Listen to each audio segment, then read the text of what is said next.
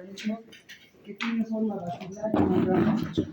Actualmente estamos descubriendo las bacterias gram positivas, ¿no? Los estafilococos, estafilococos, clostridium son bacilos, no son cocos.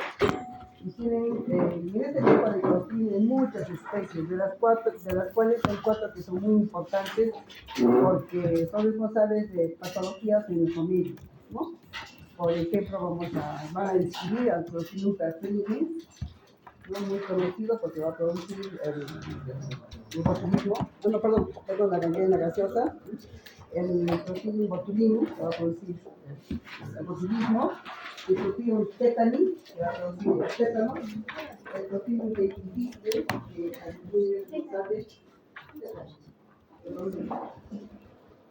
es difícil que va a producir infecciones intestinales debido a se origina muchas veces por una sobrecarga de antibióticos en el paciente.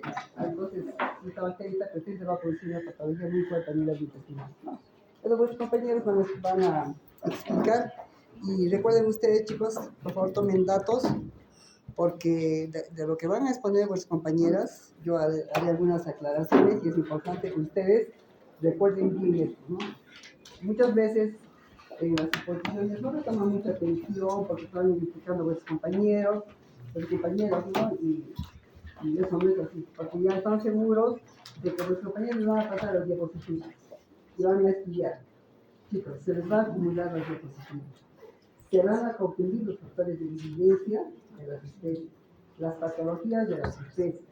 Entonces, conforme se vaya avanzando, esas diapositivas van a tener que ir poniéndose en el sistema, me lo tienen que pasar, hago las correcciones y me lo tienen que pasar para colocarlo en el aula virtual, de tal modo que ustedes ya van a comenzar a hacer vuestros resúmenes de lo que hacen. De lo contrario, se van a confundir. La nota que sacaron esta vez se va a ir abajo. Decía diciendo con ¿no? Entonces, lapicero.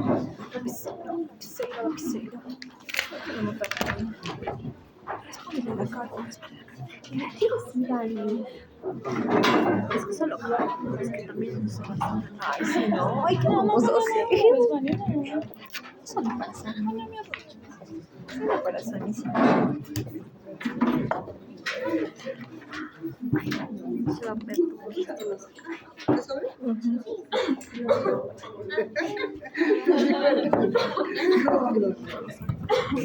No, ya después.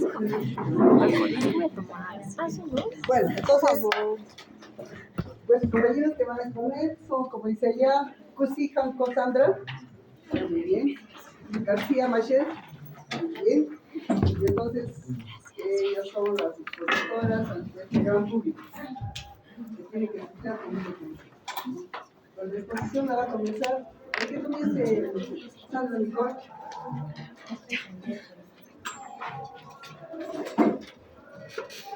¿Puedo comenzar? ¿Sí? Sí.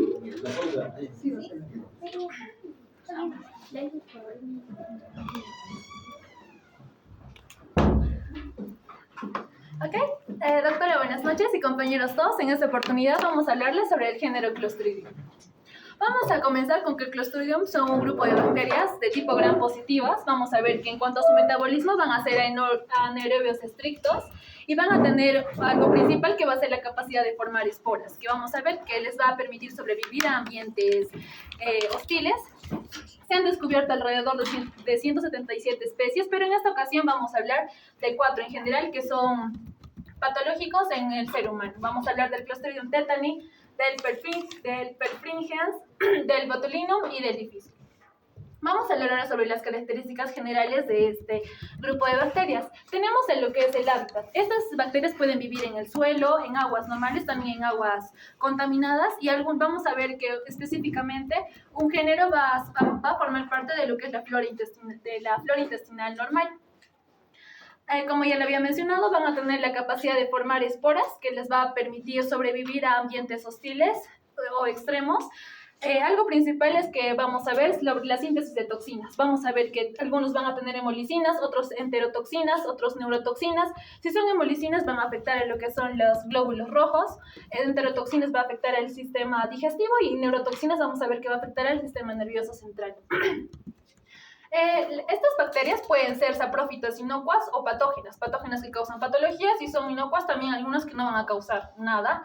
En cuanto a sus condiciones de vida dentro de nosotros, si forman parte de nuestra flora intestinal, tienen que estar a una temperatura de 37 grados y vivir en un pH casi neutro entre 7 y 7.5. Vamos a ver que son catalasa negativas y no pueden reducir sulfatos, o sea, no pueden reducir de sulfato a sulfito. Tienen esa incapacidad. Vamos a comenzar con lo que es el Clostridium tetani. Tienes una imagen en la anterior. Toda imagen que pongas la van a explicar por algo está la imagen, ¿no? Es la prueba de la catalasa negativa. Es una imagen referencial. Es una imagen referencial a que las neurotoxinas, por ejemplo, tienen que ver con el sistema nervioso central. Lo voy a explicar en un momento de hablar sobre las neurotoxinas. Ok, tenemos lo que es el primero, la primera clasificación, que es el Clostridium tetani. Este va a ser el agente etiológico del muy conocido tétano. Como pueden ver, estos son, ya redundando, son bacterias gram positivas, son de gran tamaño. Su tamaño oscila entre 0.5 a 1.7 por 2.1 hasta 8 micrómetros.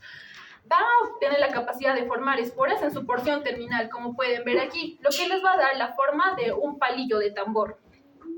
Estas esporas les permite vivir en ambientes hostiles. Además, este tipo de bacterias apenas están en contacto con oxígeno, mueren al primer contacto con oxígeno. Son anaerobias estrictas. Son anaerobias estrictas. También son incapaces de fermentar carbohidratos y son proteolíticas.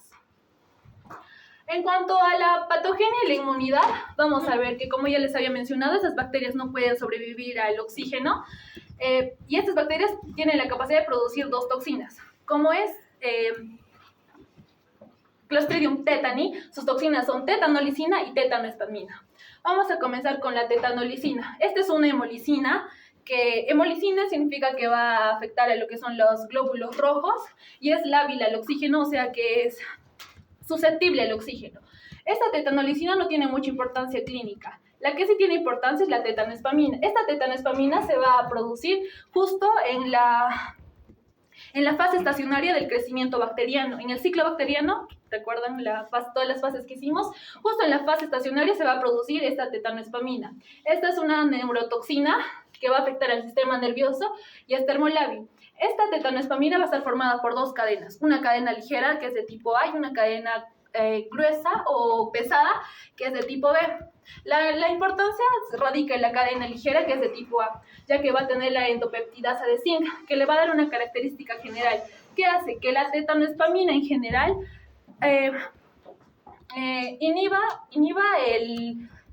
inactive a las proteínas que se encargan de regular a los neurotransmisores inhibidores, como son el GABA y la glicina. Si bloquea la liberación de estos neurotransmisores, la señal las neurotoxinas se van a unir a lo que son el axón y van a ir hasta el soma del sistema nervioso central, específicamente en neuronas motoras. Entonces, si es que estos neurotransmisores se bloquean, no va a llegar toda la información y va a ocurrir lo que es característico justo del Clostridium tetani, que es la parálisis espástica, ya que afecta a los nervios motores. En cuanto a su epidemiología, vamos a ver, como ya les he mencionado, estas esporas se localizan en los suelos, en aguas y también forman parte de la flora intestinal. En cuanto a la enfermedad, es muy poco frecuente, pero sí estamos propensos a contagiarnos, ya que nos podemos contagiar simplemente se asocia a lesiones punzantes. Como pueden ver en la imagen, se puede asociar a lesiones punzantes, pero también vi que podía asociarse a mordedura de ciertos animales y en muy raros casos a picaduras de mosquitos. Lesiones con... puede ser con metales. Especificaba que, por ejemplo, se pinchan con clavos o con clavos oxidados o con agujas también era causante de este tétano. Medio, ¿no? El medio ambiente. Ok, en cuanto a la clínica, vamos a ver que vamos a hablar de 3 tipos: un tétanos generalizado, uno localizado y uno de tipo neonatal. En cuanto al generalizado, como su nombre lo dice, va a afectar a todo el cuerpo. Pero ¿cómo comienza? Comienza con el trismo. Este es un tipo de signo, vamos a ver que se presenta y que va a afectar a los músculos maceteros. Va a hacer que va simplemente que se contraigan los músculos maceteros y va a impedir la movilización. También se va a ver lo que es la risa sardónica, que es esta, que se caracteriza por la contracción de los músculos de la mímica facial. También se va a ver lo que es los opistótonos, que son los espasmos en la espalda, como pueden ver. En cuanto al tétanos localizado, se continúa simplemente la infección primaria. Volvemos al caso de que, por ejemplo, alguien se ha pinchado con un clavo oxidado, la infección solo se trata y no se generaliza en todo, no llega a pasar todo esto. También vi que había un caso del tétanos encefálico, que es muy poco probable que pase, pero sí ha logrado a pasar. Okay. En cuanto también existe el tétanos neonatal, que se va a iniciar en el muñón umbilical, es mortal en el más del 90% de los neonatos y los que logran sobrevivir quedan con secuelas. A ver, chicos, recuerden bien las patologías, los enfermedades que produce este vacío. Que tienen tétanos generalizado, tétanos localizado, tétanos neonatal. ¿Cómo se llama?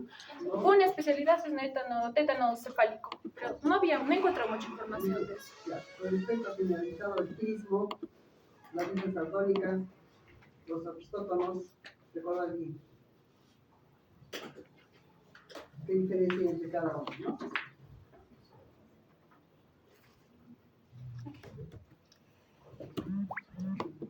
Sí.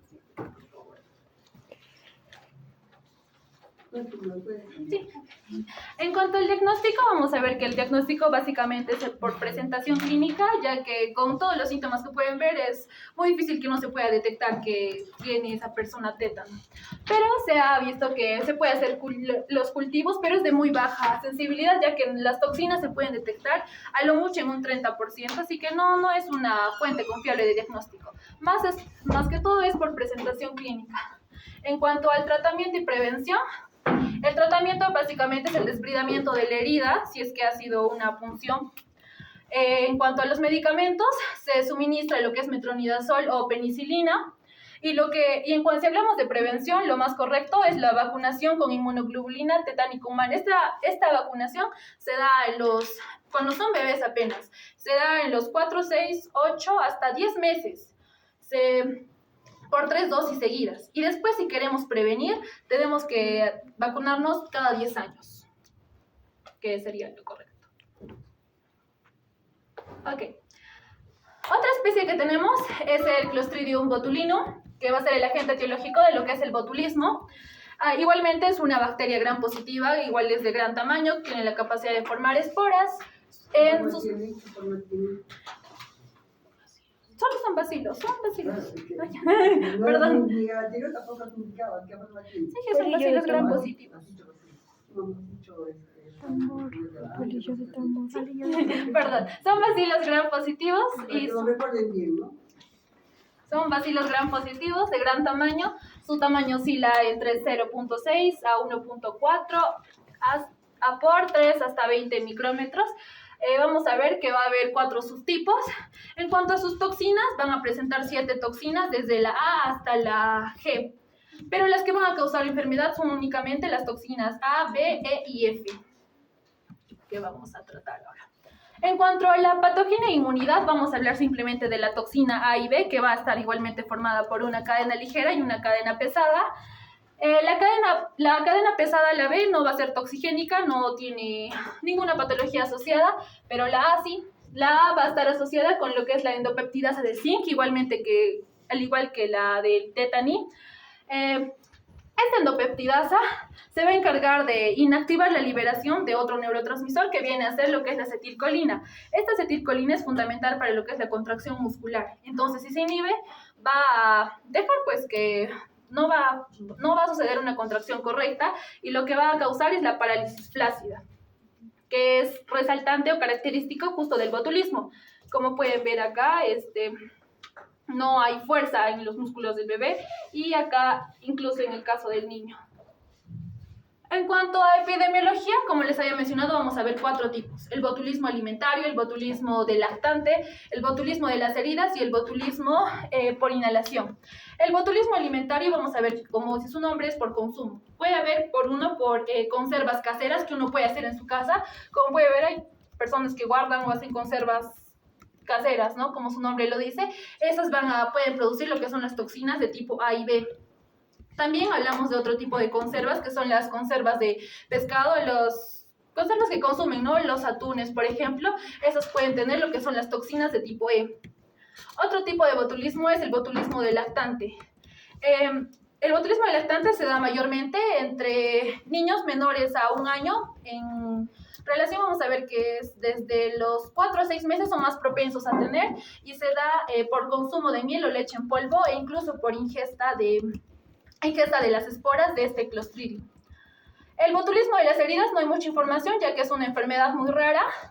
Y también tenemos el botulismo por inhalación, que se disemina partículas por el aire.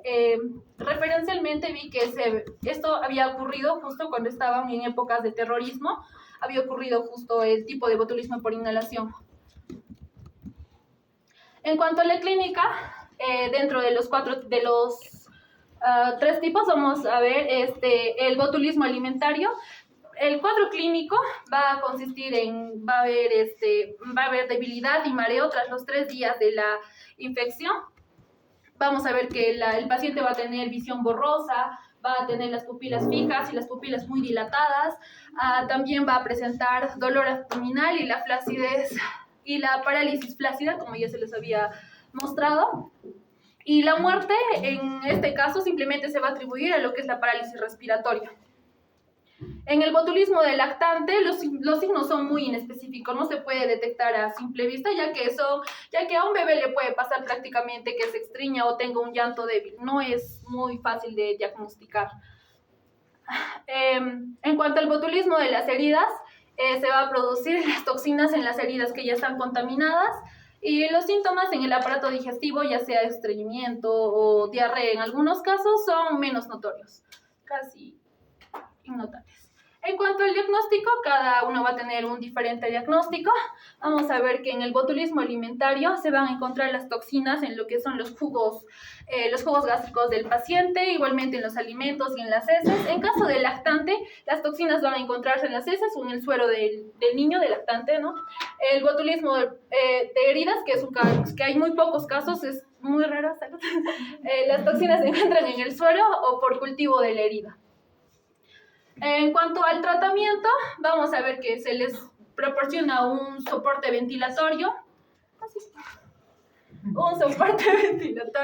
Y en cuanto a medicamentos, el metronidazol y la penicilina, al igual que en el anterior tipo de Clostridium. Y la prevención prácticamente, como lo mencionan los autores, no es algo que podamos hacer, ¿no? Ya que simplemente es la destrucción de esporas por temperatura, pero también mencionaba que lo correcto debería ser la destrucción de las esporas en los alimentos, que es algo que no vamos a hacer o no somos capaces de hacer diario. Así que lo único sería a temperatura, tenía que ser mayor a la temperatura corporal para que se destruyan las esporas. Ya, antes de pasar a Clostridium, ¿qué le voy a preguntar? ¿Qué continúa? Qué bueno. Ok, continuando con la exposición y lo de explicar sobre el Clostridium perfringens. Primero vamos a empezar con su fisiología y estructura. Vamos a empezar que es un bacilo gram positivo que tiene forma rectangular. Es lo que quiero que reconozcan, que tiene una forma rectangular. Es relativamente grande porque mide de 0,6 de 2 a 1,4 a 1,3 a 19 micrómetros. Rara vez, esa es una característica importante porque, como ya mencioné anteriormente, todos los clostridios forman esporas, pero este no forma esporas. Es importante eso, o rara vez forma esporas, y se va a presentar 5 toxinas. Estas 5 toxinas van a permitir que se clasifique, y se va a clasificar de la A a la E. Pero la más importante es la toxina A, porque es la que causa enfermedades en los seres humanos. Aquí van a ver, y este se da una sangre que posteriormente lo voy a explicar. Ya, ahora vamos a hablar de la patogenia e inmunidad. Estas, como ya mencioné, son citotoxinas importantes, de las cuales vamos a ver la alfa, la beta, la epsilon y la iota y también las enterotoxinas. Vamos a hablar de la toxina alfa porque es la principal que causa daño en los seres humanos.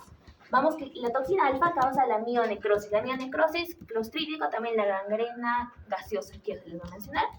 Esta toxina alfa es una fosfolipasa C. ¿Qué quiere decir que es fosfolipasa? Que degrada las membranas celulares de diferentes tipos de células dentro del cuerpo, que va a ser los eritrocitos, las plaquetas, los leucocitos y las células endoteliales. Ahora la enterotoxina. La enterotoxina es la causante de la intoxicación alimentaria por Clostridium.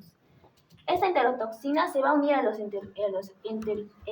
enterocitos y va a alterar la permeabilidad. Cuando altera la permeabilidad, ¿qué ocurre? Que permite el paso a la salida de agua e iones. En su epidemiología vamos a encontrar que la de tipo A se va a encontrar tanto en el colon como en el suelo. Y también los otros tipos que vamos a ver, que es la B, la C y la E, porque estos clostridios no sobreviven en el suelo, pero pueden estar relacionados o se encuentran dentro del sistema digestivo tanto de animalitos y rara vez en los hombres, en las personas. Ahora en la clínica se han mencionado dos enfermedades importantes, que es la gangrena gaseosa y la intoxicación alimentaria por Clostridium. La gangrena gaseosa es una enfermedad que pone en peligro la vida de las personas. ¿Cómo ocurre esta gangrena? Aquí pueden ver. La gangrena ocurre por algún traumatismo o alguna intervención quirúrgica que está abierta. Y como está abierta, incluso entonces las bacterias ingresan y como no se cierra adecuadamente o no se cierra al momento inmediato, empiezan a contaminar. ¿Y cómo muestra síntomas? La gangrena gaseosa empieza a mostrar síntomas una semana después a haber contaminado a la persona. Una vez muestra síntomas, viene acompañada de la necrosis muscular, del shock y de la insuficiencia renal. Esta gangrena gaseosa es muy perjudicial para las personas porque apenas muestra síntomas, las personas tienen 2 días para poder pelear para poder darle un tratamiento, porque si no, no puede morir. Y aquí pueden ver que, mira, aquí quiero que vean, todo es una gangrena y está hinchada. ¿Por qué está hinchada? Por el metabolismo de los clostridios que están dentro de este tejido celular. Ahora la intoxicación alimentaria. Gaseosa, porque está hinchada. Parece que hay un edema. Ahora la intoxicación alimentaria por Clostridium. La intoxicación alimentaria es causada por esporas. Si bien este Clostridium perfringens no produce esporas, algunos sí, es causada por esporas. ¿Y cómo se contagia la persona? Consumiendo carne contaminada con Clostridium perfringens. Esta persona come la carne y se contagia. Y esta intoxicación alimentaria por Clostridium tiene 3 etapas. Un periodo de incubación breve que dura de 8 a 12 horas. Una presentación clínica. La presentación clínica se basa en retrosurgiciones y espasmos cólicos y también puede producir diarrea, pero no produce vómitos, náuseas y fiebre. Es lo característico que no produce esa intoxicación alimentaria. Y su evolución clínica que no debe durar más de 24 horas. Continuando con el diagnóstico, generalmente el diagnóstico se da por la observación del paciente, especialmente en la intoxicación alimentaria. Y podemos ver, también se puede hacer en el laboratorio por el medio de cultivo de agar sangre que podemos ver aquí. El Clostridium perfringens se reproduce muy rápido. Más pones la muestra y a los 8 o 10 minutos ya puedes verlo, como podemos ver aquí. Es por eso que nos brinda resultados rápidos en menos de 2 horas. Y en el laboratorio vamos a ver hallazgos de bacilos gram positivos en ausencia de leucocitos, que podemos ver aquí. Aquí están los Clostridium perfringens que pueden ver, son rectangulares. Ok, y el tratamiento. Si bien es cierto que la gangrena gaseosa, el tratamiento tiene que ser inmediato, si no puede provocar la muerte del paciente, dentro del tratamiento vamos a tener diferentes intervenciones, como el desbridamiento quirúrgico, que es la limpieza de la herida del paciente, tiene que estar en constante limpieza, y también altas dosis de penicilina para evitar que los clostridios se sigan propagando, proliferando. Y para la intoxicación alimentaria en sí no se recomienda un tratamiento para la intoxicación alimentaria porque como tiene un ciclo se va a terminar. Pero se recomienda un tratamiento en caso de que sea un caso complicado y se le recomienda que se le aplique penicilina o se le dé penicilina al paciente. Continuando vamos a hablar del Clostridium difficile. El Clostridium difficile, como pueden ver aquí, son formas de... Y su su tamaño varía entre 2 a 8 por 0,5 a 1,5 micrómetros. Son gram positivos repitiendo y estos son anaerobio extintos. Estos sí presentan esporas que son ovaladas y altamente resistentes. Y aunque antes no se decía eso, pero ahora se sabe que forman parte de la flora bacteriana del 5% de la población. Ya. Ahora en su patogenia e inmunidad. Este Clostridio difícil va a producir dos toxinas, una enterotoxina y una citotoxina. La enterotoxina, también conocida como toxina A, es quimiotáctica para neutrófilos. ¿Y cómo actúa esta toxina? Porque altera la unión estrecha que hay entre los enterocitos, entonces altera la permeabilidad de la membrana. Y la citotoxina o la toxina B permite la despolimerización de la actina. ¿Cómo actúa esta? Que ingresa y destruye el citoesqueleto de la célula. En su epidemiología, si bien es cierto que el Clostridium difficile produce las dos toxinas, la toxina A y la toxina B, por más que produzca, no siempre actúa, no siempre causa enfermedad. Para que cause enfermedad, el paciente tiene que estar esta es una enfermedad nosocomial, y tiene que estar en el hospital y tiene que tomar antibióticos. Si el paciente no toma antibiótico, este Clostridium no puede actuar o no actúa causando enfermedad. Y este Clostridium difficile va a causar diferentes enfermedades. Puede causar desde una diarrea que es relativamente beneficiosa para el cuerpo hasta una colitis pseudomembranosa. ¿Qué es una colitis pseudomembranosa? Es una inflamación del colon. Pueden ver aquí que este es el colon y está lleno de placas blancas que son de fibrina. Generalmente es causado por pacientes que toman antibióticos, tienen la flora intestinal muy delicada y está acompañado de diarrea. Ya. En su diagnóstico se realiza con un PCR que podemos ver aquí, y también se puede realizar por un aislamiento de bacterias neces, pero ese no nos diagnostica la enfermedad, sino que nos da si está la bacteria o no está la bacteria, y rara vez se realiza la endoscopia. Y en cuanto al tratamiento, el mejor tratamiento para el Clostridium difficile es dejar de tomar antibióticos. Se le deja de suministrar al paciente antibióticos, pero en caso de que es una enfermedad grave se le puede dar metronidazol y vancomicina. Y también una vez que se le da al paciente de alta, el mejor tratamiento, lo que se recomienda es que se limpie a fondo la habitación del paciente, cambiando sus sábanas, entre otros. Ahora vamos a hablar del caso clínico que presentamos. Trata de un hombre de 86 años que acudió al médico por haberse clavado una astilla en la mano derecha en el jardín mientras trabajaba. Este hombre a los 7 días desarrolló faringitis y pasando 3 días acudió al hospital local. Aquí quiero que se fijen en esto, que tiene dificultad para hablar, deglutir y respirar, y tiene un dolor torácico y desorientación. Normalmente lo ingresaron por un diagnóstico de ictus. ¿Qué quiere decir ictus? Es una enfermedad cerebral en la que es una enfermedad cerebral causada por la falta de irrigación arterial. Ya, al cuarto día de ingreso, este hombre desarrolló rigidez de nuca e insuficiencia respiratoria, que le obligaron a realizar al paciente o al personal de salud una traqueostomía con ventilación mecánica. Un dato interesante que no debemos dejar de mencionar es que en su anamnesis se descubrió que el paciente no recibió la vacuna de toxoide tetánico y la inmunoglobulina tetánica.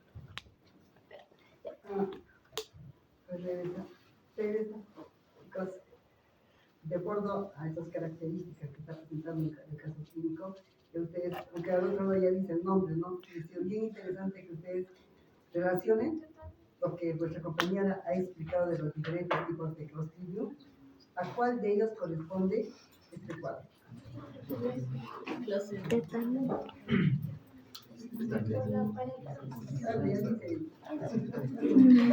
Ya dice, pero para que puedan Generalizado. tiene que conocer el cuadro Por eso sí. cada caso.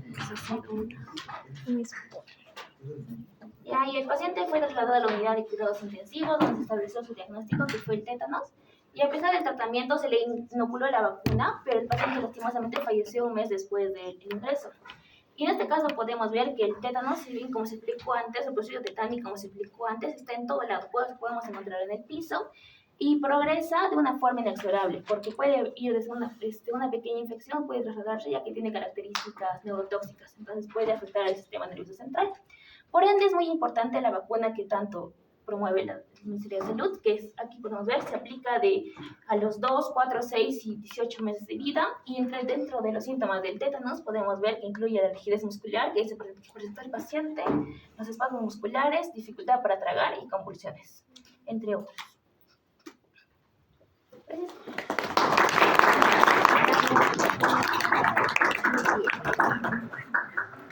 No. ¿Qué han aprendido? ¿Qué han aprendido de esta exposición? ¿Han aprendido o se han dormido? Ay, oye. Botando mis materiales. De las... Han hecho una buena exposición, han hecho una buena... Han explicado, sacado un poquito de evitar leer, porque es exposición. O sea, los dos grupos van a tener que mejorar, evitar leer, porque tienen que ir saliendo, ¿no? Y lo que va a estar ahí en las diapositivas para que, bueno, les oriente cómo van a ir avanzando en nuestra explicación, ¿no? Por eso, lo más importante es que ustedes, esto, tienen que exponerse, lo tienen que saber bien, por lo menos que va a ser el único que van a estudiar ustedes bien, porque van a aplicar bastante material bibliográfico y van a elaborar sus diapositivas y por consiguiente tienen que dominar, por lo menos, ¿no? Pero ahora, por ejemplo, los compañeros han explicado, han escrito cuatro especies, que son bastante interesantes, como les he indicado a ustedes, ¿no? Lo que caracteriza a estas bacterias, ¿no? Lo que he explicado es que son bacterias anaerobias. Eso es lo que tiene que recordar. Y además presentan esporas. Ya hemos explicado qué caracteriza, para qué sirven las esporas. Te preguntaban de persona. Para resistir a condiciones adversas que se encuentran en Claro, no pueden en el ambiente, en condiciones adversas, esas bacterias resisten. De estas cuatro especies hay una que no tiene esporas. ¿Cuál es? Perfringes.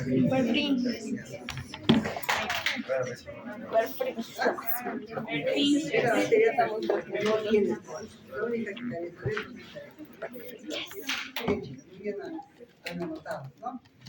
Y ¿hay preguntas? ¿Ustedes? ¿Hay preguntas? ¿No hay preguntas? A ver. Ya, ¿qué tipo de hemólisis hace la Clostridium? El género como tal. Una hemólisis total. No he escuchado. ¿Qué tipo de hemólisis hace el género de la Clostridium? El Clostridium tetani, su toxina era la tetanolicina, era una hemolicina que es de tipo beta, que hace una hemólisis total. Sí, es lo que sí. ¿Cómo se diferencian las cuatro morfológicamente? Las cuatro tienen la misma forma como le hemos explicado. Todos son forma de bacilos, todos son gram positivos, así que morfológicamente una gran diferencia no es. En cambio, en cuanto al tétanis, es la diferencia más notable, que les mencioné la forma de palillo de tambor por su espora, pero los demás no es. Incluso el perfil ya se de forma rectangular, como ya les decía. Los otros dos son bacilos completos, no tienen nada especial. Claro, en este caso, vean chicos, tenemos el género Clostridium y tienen las mismas características.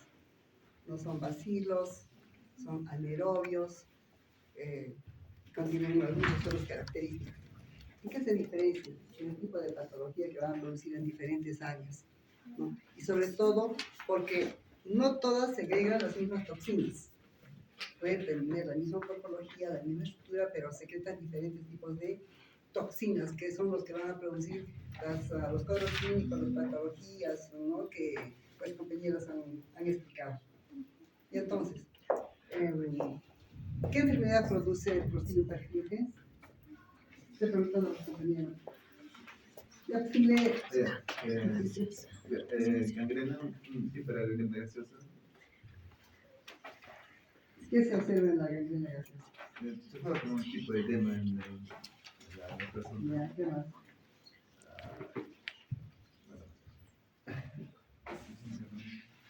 ¿Qué más? La gangrena gaseosa, ¿cómo se patología?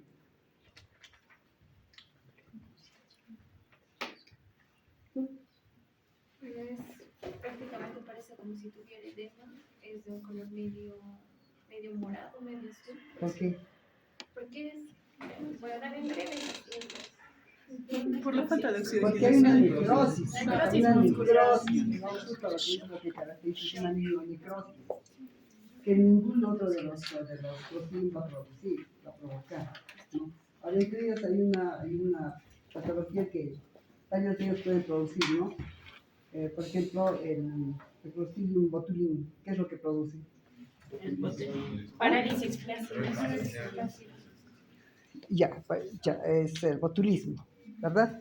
Ya, muy bien. ¿Cómo se llama la toxina? A ver, ¿cómo se llama la toxina que produce el botulismo? A ver, tiene su nombre.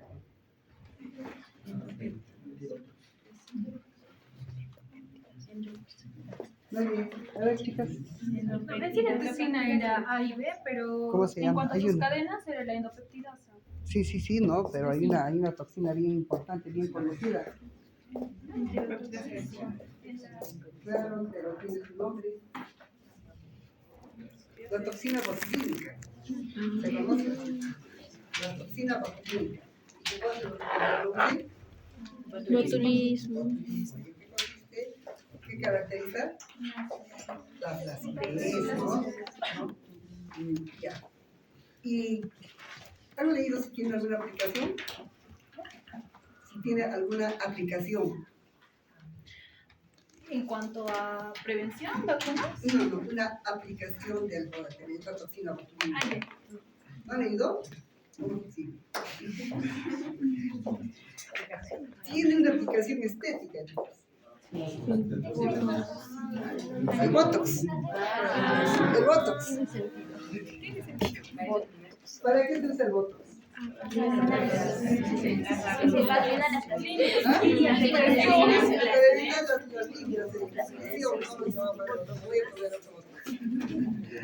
Pero se utiliza el Botox se obtiene justamente de la toxina botulínica a la que se ha dado un tratamiento para retirar el efecto tóxico virulento, ¿no? Pero la acción sí queda ahí. Se elabora el Botox y se inocula, ¿no? En ciertas partes de la piel y va a evitar que se forme justamente es una especie de parálisis a nivel del tejido. Entonces, no se van a formar las líneas de expresión. Por un tiempo, no es un tiempo pila, ¿no? Entonces, tiene esa aplicación estética. La toxina botulínica. Chicos, también. Solamente para chicos, no tienen también para chicos.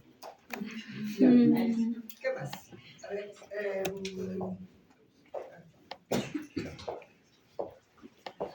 ¿qué especies ha descrito tu compañera? Bueno, ya dijiste. ¿Qué especies ha descrito yo sin mirar? ¿Qué especies ha descrito en el Clostridium? Son 4. Ya. Perfinches, ¿Qué produce cada uno? Está fácil. Ya, pues el nombre lo dice. Acaba de decir el botulismo. ¿Qué? La de perfinches, el botulismo. No, la que no dice el nombre. La difícil y el botulismo. Adivina. No sé. A ver, por ahí, chicos. A ver. ¿Cuáles son las especies? El Clostridium tetanis produce el tétano, el Clostridium botulinum que produce el botulismo, el Clostridium perfringens que produce la gangrena gaseosa y el difíciles que produce placas en el.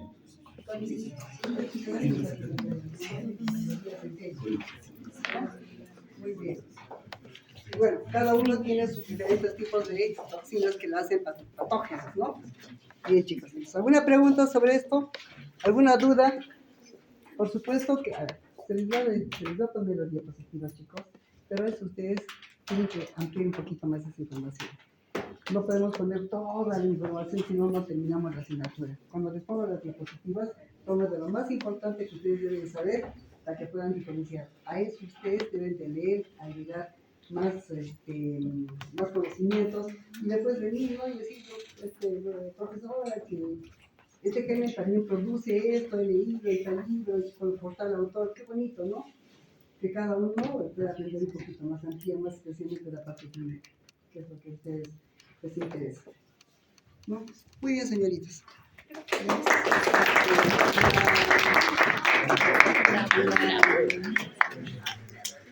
Las diapositivas que van a empezar.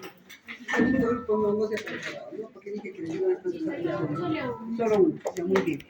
Entonces, chicos, tienen la tarea de ley serias, ¿no? Que la van a leer, chicas. Y entonces, por favor, hoy día nos quedamos aquí.